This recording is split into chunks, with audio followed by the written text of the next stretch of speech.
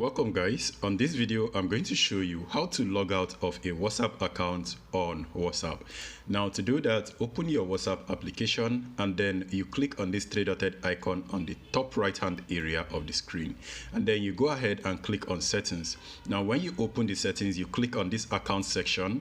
Now on this area you are going to see logout, so go ahead and click on that and then go ahead and confirm that you want to log out. So it's going to log you out and you are no longer going to be on that device. So that, guys, is how to log out. This is a different WhatsApp account, and I hope this video is helpful.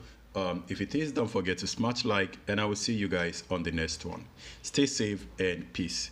And also, this account that is logged in, if this is the only WhatsApp account, the only way to get rid of that is to actually remove it by doing this.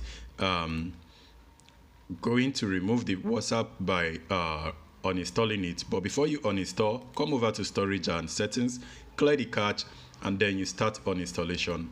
Now when you are doing on installation, make sure you do not keep this, don't select this, and you click OK, and it will be logged out. The next time you download WhatsApp, you are no longer going to see it logged in. All right guys, I hope this is helpful. Don't forget to smash like. I will see you on the next one.